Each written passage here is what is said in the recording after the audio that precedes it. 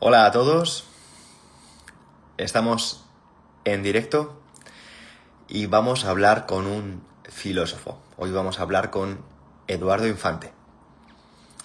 ¿Y de qué vamos a hablar?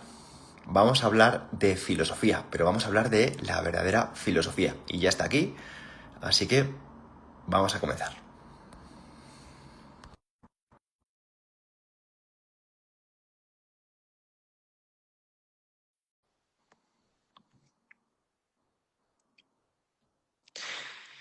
Y ahora entenderemos por qué hemos dicho verdadera filosofía. Muy buenas tardes, maestro. Hombre, Pedro, ¿qué tal? Qué alegría escucharte. ¡Buah! ¡Qué ilusión! ¡Qué ilusión! Te tengo muy presente y me encanta que estés aquí para dar luz a un tema que creo que hace falta más divulgación porque, Eduardo, parece que la filosofía es únicamente lo que se da en el currículo académico. No tiene absolutamente nada que ver lo que fue la filosofía y lo que es la filosofía con lo que desgraciadamente padecen nuestros jóvenes y lo que yo creo que es la experiencia que muchos hemos tenido, ¿no? Cuando andábamos en ese bachillerato, nos encerraban en ese aula, que en el fondo era una especie de caverna, ¿no? Alejada totalmente de la vida, ¿no? Pues habría que recordar que el tío que la practicó, uno de los primeros, que fue el símbolo para otros muchos, Sócrates, no pisó un aula en su puñetera vida y no se dedicó a darle la chapa a la gente, ¿no? Sino que andaba mucho por el gimnasio, por cierto, ¿eh? Eh, y se encontraba con unos y con otros, ¿no? Con sus conciudadanos, con sus vecinos, y se dedicaba a ejercitarse, o sea, tenía que ver con el ejercicio. Y ejercitar, bueno, pues un músculo muy especial que tenemos los seres humanos, que es el juicio, la capacidad de juicio, ¿no? Pero bueno, como dice Pierre Hadot, que es un paisano que tú y yo apreciamos mucho, ¿no? Pues se produjo la traición de la academia, ¿no? Es decir, la filosofía, yo creo que porque no interesa tener una ciudadanía que tenga capacidad de juicio, que sepa diferenciar entre cuando le están diciendo la verdad de cuando le están manipulando, pues a la filosofía se la encerró. Esto no es bueno que la gente lo practique, ¿eh? Que practiquen otras cosas, pero esto como que no, ¿no?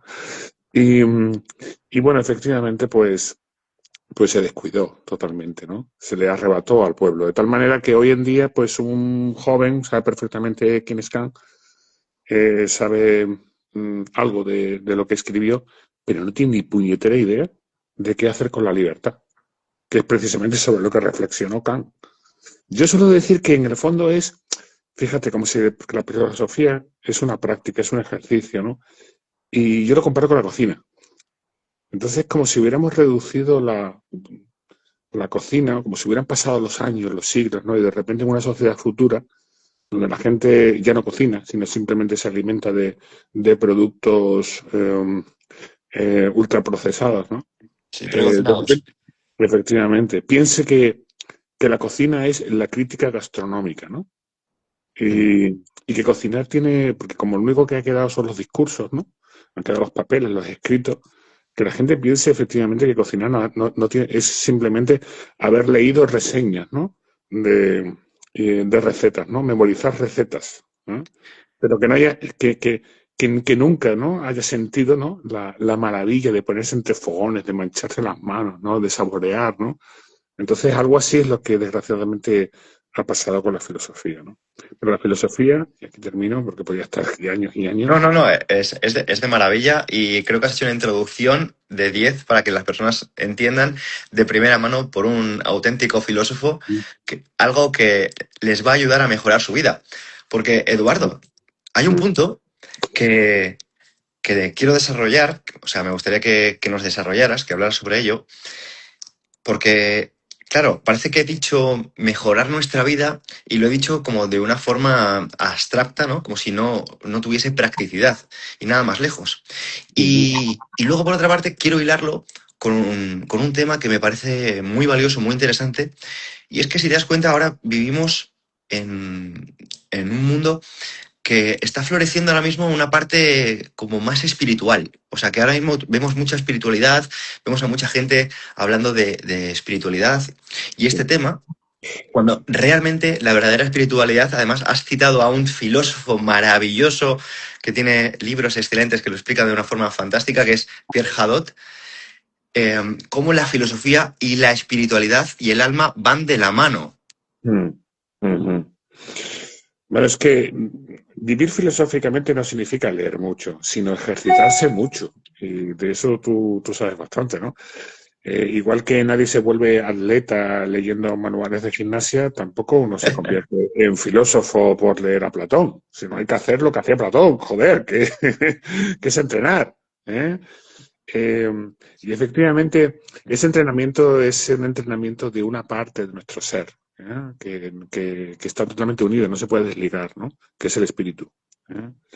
Eh, yo suelo decir que la filosofía es la gimnasia del alma. ¿Mm? La gimnasia del pensamiento también, la gimnasia del juicio, ¿no? Por eso también es la gimnasia del ciudadano, ¿no?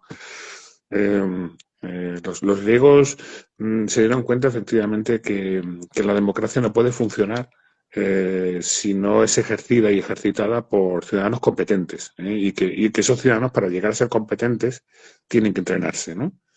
Eh, por tanto, efectivamente, la filosofía es una practicidad, ¿no? Y es una practicidad incorporada en la rutina diaria, ¿no? Yo, por ejemplo, no sé, podemos traer a colación, que es algo que yo practico y que es pues el examen de conciencia, ¿no? Que hacían los estoicos, ¿no? Como al final, al caer la noche, pues los estoicos, en vez de mm, ver una serie insustancial de Netflix, pues lo que hacían era simplemente meditar un momento y preguntarse, ¿no? Responder de manera muy sencilla a tres preguntas, ¿no? ¿Qué he hecho bien hoy? ¿De qué me siento orgulloso? Eh, ¿Qué me ha gustado de mí mismo? ¿Qué he hecho mal? Ese que he hecho mal no es un que he hecho mal moral, no estamos ante un cura, ¿no? Sino, sino yo en este sentido suelo repasar lo que he hecho y lo que he dicho. Entonces, en ese momento pienso, bueno, esto lo podría haber dicho de una manera más bella, o lo podría haber dicho de una manera más justa, o lo podría haber dicho de una manera más verdadera, ¿no? En el fondo es como revisar el día como si estuvieras viendo una película, y como si fueras el guionista, y dijeras, ah, bueno, cambiaría esto, y esto lo mejoraría y lo haría de esta manera, ¿no? Y la última pregunta, ¿no? ¿Qué puedo hacer mañana, ¿no? Es proyectarme hacia mañana, ¿no? Eh, para continuar, es en el fondo esas tres preguntas lo que nos hacen es embellecer la vida y con eso embellecernos a nosotros mismos. ¿Eh? Este es un ejemplo de la enorme practicidad que tiene la filosofía y de lo desconectada que está de lo que se ha convertido hoy en día, que es redactar papers, ¿no? Sobre temas que no le importan absolutamente a nadie. Yo creo que ni al que lo está escribiendo, ¿no? Y esto es un tema muy valioso. No sé si, bueno, yo creo que tú eres más consciente que nadie porque estás en el ámbito docente y encontrarás lo que te voy a comentar en el día a día, ¿no? Pero hay una crisis en lo que es la atención. O sea, Mm, le solemos echar la culpa a las redes sociales o le echamos la culpa muchas veces a las pantallas y demás. Y yo no quiero decir que no sea un canal donde se pueda diluir la atención, igual que como has mencionado, pues Netflix o de determinadas plataformas. Pero si le preguntáramos a Sócrates, muy probablemente nos diría que la culpa no es de algo externo. Nos diría mm, que muy probablemente nosotros nos estamos distrayendo, porque claro, yo creo que ya Epicteto, si te das cuenta, Eduardo, hablaba de la distracción como el mayor enemigo del mundo y por entonces no había redes sociales, ni por entonces no había ni siquiera claro. televisión, ni periódicos, ni radio, pero ya hablaban de la distracción como un medio a que debíamos prestarle mucha atención, más a la redundancia, ¿no? Entonces, ¿cómo nosotros realmente podemos utilizar la filosofía para enfocar nuestra atención en lo que verdaderamente importa? ¿Por qué? Con esto concluyo. Se habla también de pérdida de propósito. Mm, Y es que lo que hay no es pérdida de propósito, en mi opinión, es distracción. Es distracción, porque tú ves a uno que de repente sale en la tele haciendo X cosas y dices, ah, quiero eso. Ves a otro por redes sociales que se va a Bali, ah, pues quiero eso. Ves a otro que de repente está muy fuerte o que escribe un libro. Ah, pues yo quiero estar muy fuerte, quiero escribir un libro. No, no, no, no. Vamos a buscar dentro de nosotros nuestros puntos fuertes, nuestros puntos débiles, que esto se hace con filosofía y a partir de aquí sigamos trabajando. mm. Bueno, tú es que tienes un filósofo dentro, porque acabas de hacer algo que es lo que hace un filósofo, que es cuestionarse, preguntarse, ¿no? Y sobre todo preguntar lo obvio, lo que en principio nadie se plantea, ¿no? Ir un poco contracorriente, ¿eh? Tener ahí esa pregunta como una especie de navaja de bisturí que corta. Bien, yo suelo decir que equivocarse es humano, ¿no? Pero echarle la culpa a otro de tus equivocaciones es más humano todavía, ¿no? Entonces, con la atención, efectivamente, pasa tres cuartos de lo mismo, ¿no? Me recuerda lo que acabas de decir de la atención con esa señora que denunció a una empresa potente, me parece que era Panrico, porque se alimentaba a base se zampaba 5 o 6 donuts al día y desarrolló una diabetes, ¿no? Y, y bueno, a ver, señora, parte de responsabilidad tendrá usted, ¿no? El que yo sepa, nadie le ha puesto una pistola en la cabeza y la ha obligado a comerse a zamparse todos los días esos donuts, ¿no? Eh, lo cierto, efectivamente, es que cuando, y esto hay que tenerlo interesante, esto es muy importante, la manipulación siempre se produce sobre la atención. Es decir, el que nos quiere manipular lo hace controlando nuestra atención. Es el viejo truco del mago. El mago te está haciendo el truco delante tuya. Lo que pasa es que está controlando tu atención. Primero te dice, mira aquí, y cuando estás mirando aquí, pues, te hace por debajo el truco, ¿no? Entonces, ¿para qué sirve también tener una atención fuerte, fortalecer la atención? Pues de entrada para que no te manipule. ¿Eh? ¿Eh? Pero luego para tener una rica vida interior. ¿Eh? Para efectivamente hacer un focus donde realmente tú quieres estar. ¿Eh? La atención es donde yo estoy, pero donde estoy en plenitud. Y a veces efectivamente la atención se me va para un lado, para otro, etc. Fortalecer la atención, es decir, tener esa capacidad, esa encratella, ese autogobierno, esa fuerza que dice, no, no, no, yo quiero estar aquí y voy a estar aquí, ¿no? ¿Eh?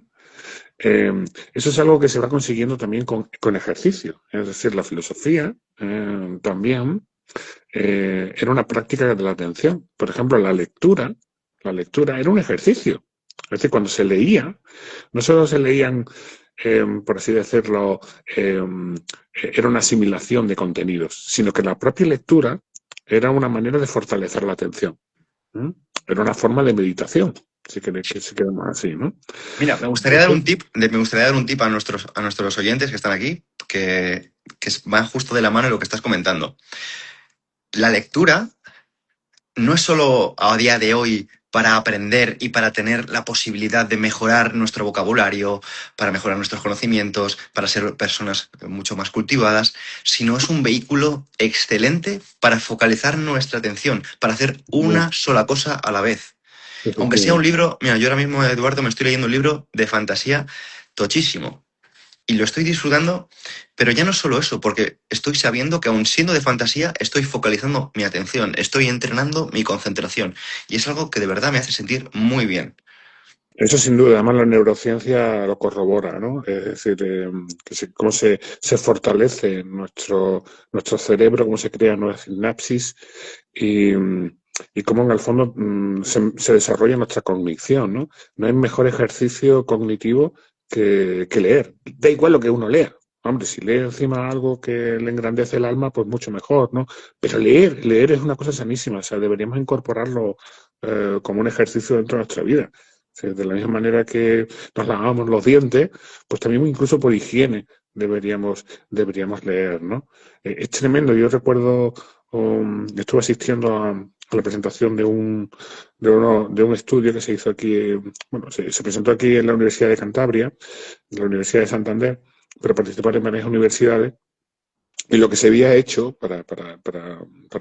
bueno, lo que se había hecho era durante un tiempo se había enseñado a leer adultos, esto era importante, ¿no? Fueran adultos, que eran analfabetos, escogido una población de la selva brasileña, y se le había ido haciendo escáneres del cerebro todos los días. Y era sorprendente ver efectivamente cómo se desarrollaba eh, sinapsis nuevas y cómo se desarrollaban conexiones y cómo se desarrollaba el cerebro, cómo se engrandecía, cómo literalmente, efectivamente, se veía como el músculo cerebral se iba fortaleciendo, ¿no?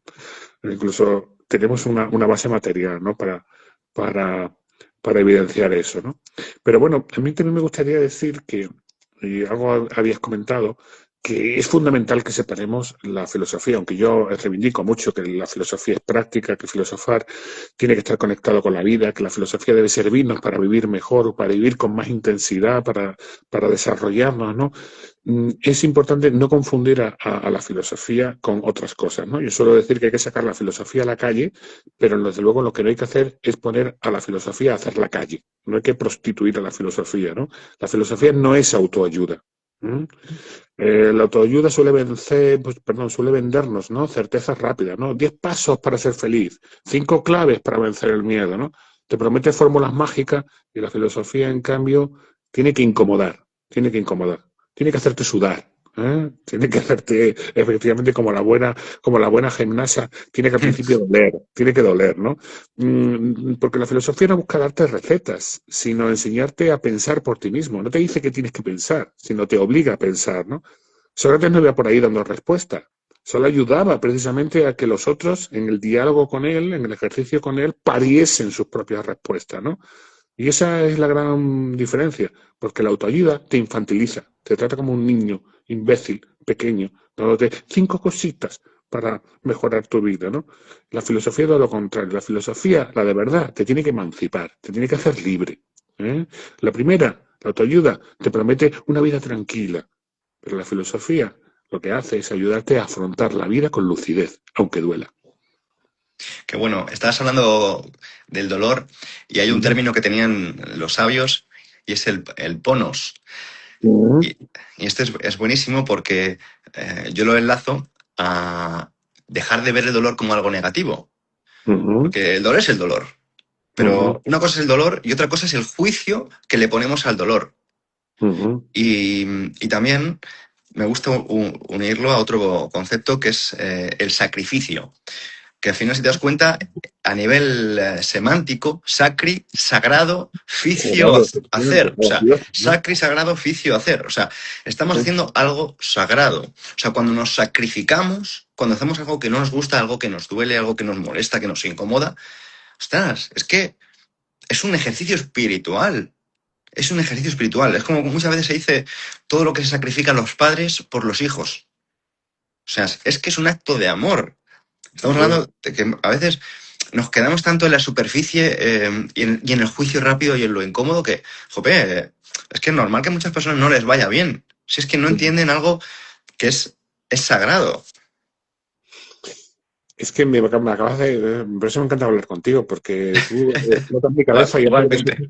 que me surgen ideas. Entonces estaba pensando ahora mismo, o lo he escuchado que parecía muy bonito, sacrificio, sagrado. Es decir, es un acto que hacemos ante la presencia de Dios. Es un acto que hacemos en honor a Dios. Entonces yo me preguntaba, ¿qué Dios?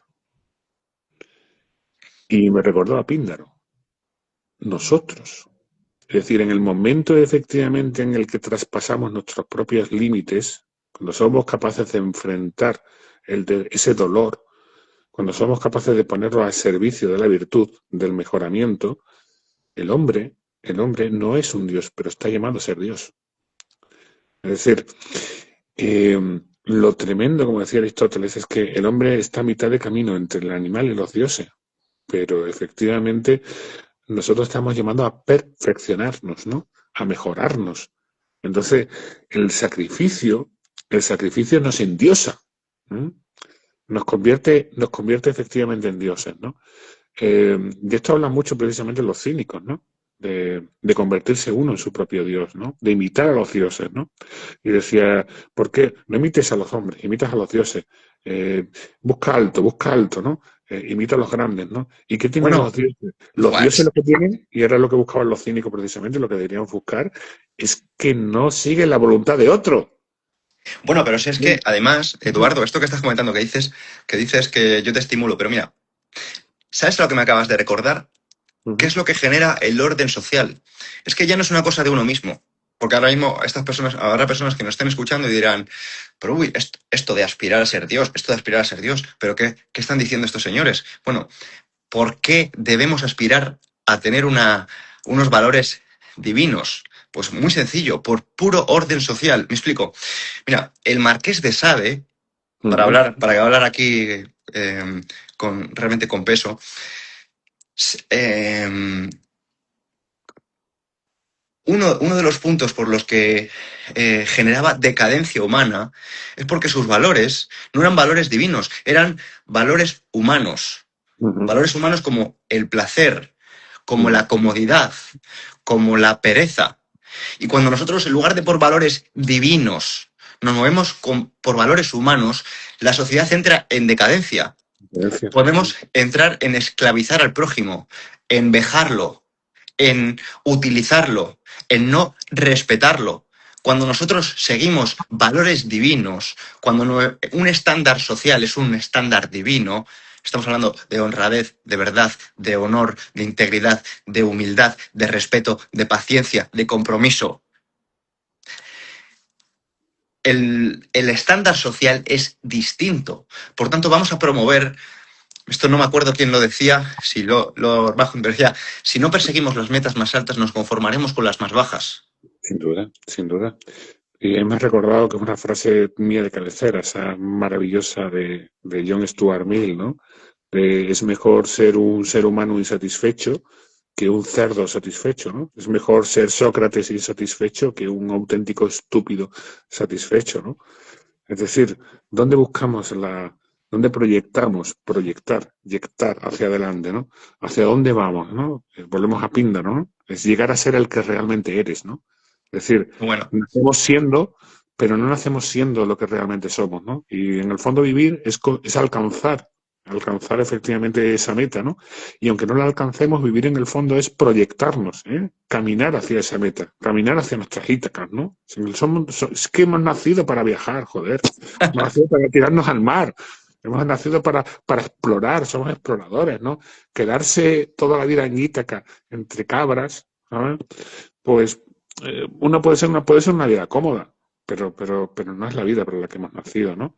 Esto me recuerda también que me parece maravilloso, muy, muy bonito, ¿no? Ese cuadro que pintó Rubens, podéis ver en el Prado, de Ulises, ¿no? Y Diomedes entrando en el gineceo, ¿no? Buscando a Aquiles. La madre de Aquiles, Tetis, conocía que su hijo, pues, si iba a Troya, conseguiría la gloria, su nombre sería recordado por todos los poetas, incluso 3000 años después, un loco filósofo y su amigo Pedro, el gimnasta y el fuerte, lo estarían recordando. Pero el precio a pagar sería la muerte, moriría joven. Entonces, ¿qué es lo que hizo? Pues lo que suelen hacer a veces, lo solemos hacer los padres, ¿no? Protegerlo del mundo, protegerlo del destino, ¿no? Lo escondió bajo las faldas, ¿no?